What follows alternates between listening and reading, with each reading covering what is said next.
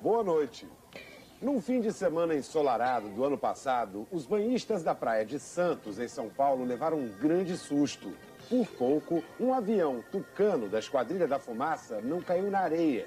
Depois de perder uma asa, o avião acabou dentro d'água. O Fantástico analisou a fita de vídeo que mostra o momento da queda e descobriu um detalhe muito estranho, misterioso. Um ponto escuro, mínimo, ultraveloz, cruza o céu e passa pelo avião segundos antes do acidente. Ilusão de ótica ou objeto voador não identificado? Sexta-feira, 11 de novembro, base aérea de Pirassununga. Os 7 pilotos de elite da Esquadrilha da Fumaça preparam o próximo show. O 1000º com o Tucano T-27. Sábado, Santos, litoral de São Paulo. Às 5 da tarde, o esquadrão de demonstração aérea se exibe para a multidão na praia. 5 para as 6, o capitão Barreto começa a última manobra. De repente, a asa direita se desprende e cai. O piloto consegue desviar o avião na direção do mar e aciona a cadeira ejetável. Apenas 3 segundos antes do avião se espatifar. Eduardo Santiago, de 16 anos, foi atingido pela asa e morreu. Os peritos da aeronáutica não sabem como explicar o acidente. Os aviões Tucano da Esquadrilha da Fumaça são reforçados para suportar as manobras. A manutenção é quase obsessiva. E no momento em que a asa se soltou, o capitão Barreto estava começando a subir. A pressão sobre o aparelho era de 3 vezes a força da gravidade. O Tucano suporta até 11 vezes a força da gravidade. Foi um acidente inédito em 44 anos de Esquadrilha da Fumaça. Agora repare, 5 segundos antes do acidente, um objeto voador não identificado passa pelo Tucano em altíssima velocidade.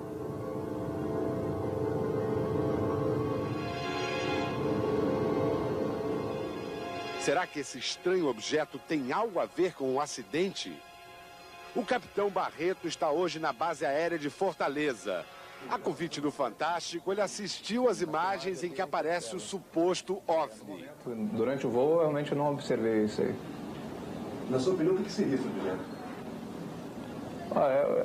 É um mistério. Eu realmente não consigo explicar. A velocidade que ele passa é uma velocidade muito alta. E interessante também o tamanho dele. É um tamanho pequeno, né? Em relação ao todo da aeronave, que a gente pode observar, o comprimento da aeronave são 10 metros o comprimento. O objeto, ele, se comparado ao tamanho da aeronave, é bastante pequeno mesmo. O capitão Barreto diz que em 17 anos de carreira nunca tinha visto nada parecido com isso. É realmente um mistério, né? A ser estudado também, quem sabe. O ufólogo cearense Reginaldo de Ataíde, que há 36 anos pesquisa os chamados OVNIs, processou as imagens do objeto no computador. Trata-se realmente de alguma coisa metálica, reflete a luz do sol exatamente como um avião, desenvolve a velocidade 3 a 4 ou 5 vezes maior do que a do avião, deveria medir aproximadamente 90 centímetros a 1 metro de diâmetro e objetivava realmente passar muito perto do avião. Pela avaliação do ufólogo, o estranho objeto deveria estar a uma velocidade entre 1.200 e 1.500 quilômetros por hora. Passou aproximadamente 2 metros da asa e depois seguiu em frente, desaparecendo no espaço. O pesquisador acredita que o acidente pode ter sido causado pelo campo magnético ao redor do objeto. Um campo magnético na situação daquela ali, não sei até que ponto ele influenciaria na estrutura da aeronave a ponto de quebrá-la. É difícil de se julgar e de se avaliar. Nos arquivos dos ufólogos há dezenas de imagens de supostos OVNIs flagrados perto de aviões. Em junho de 76 foram feitas estas cenas. Um pequeno objeto acompanha o Concorde.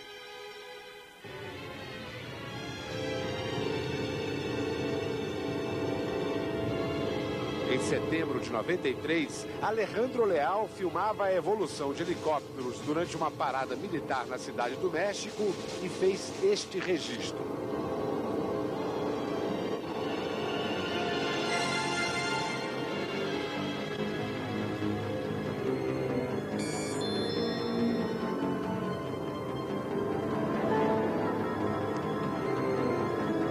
A maioria dessas imagens foi conseguida por puro acaso.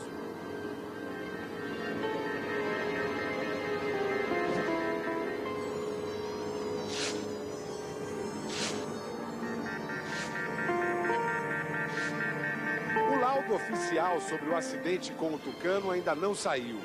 Mas o capitão Siqueira, coordenador da Esquadrilha da Fumaça, diz que houve fadiga no material das ferragens de suporte.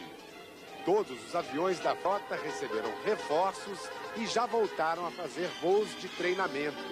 Com relação à imagem do estranho objeto que aparece perto do Tucano, o capitão Siqueira foi seco. Não tenho elementos para falar sobre isso.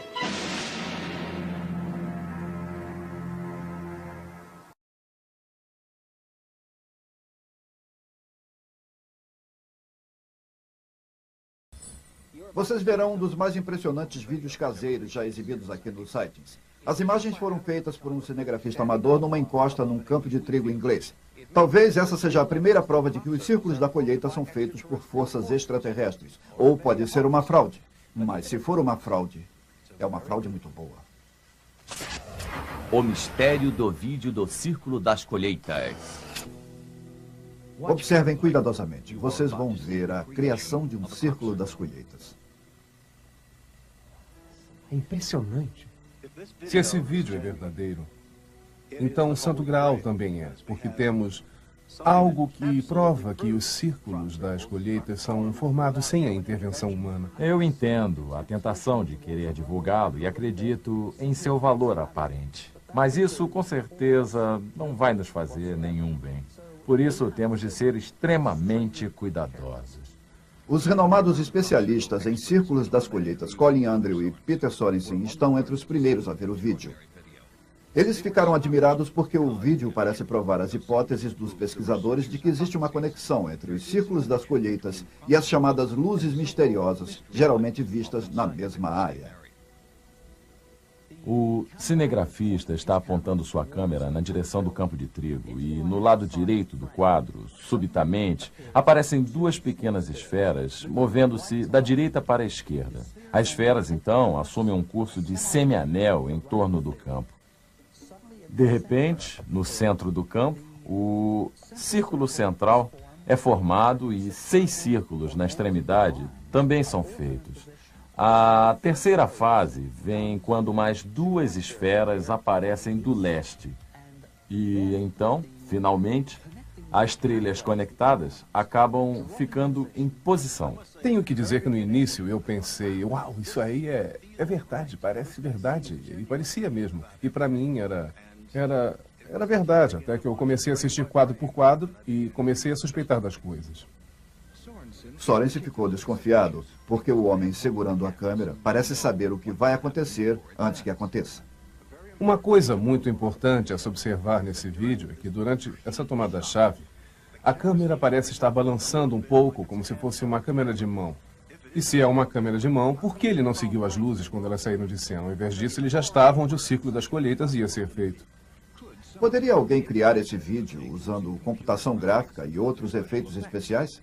Jim Diletoso é um especialista em animação que analisou o vídeo. Não existe evidência de que é uma fraude. Eu não estou dizendo que é real. Eu estou dizendo que não há evidência de fraude.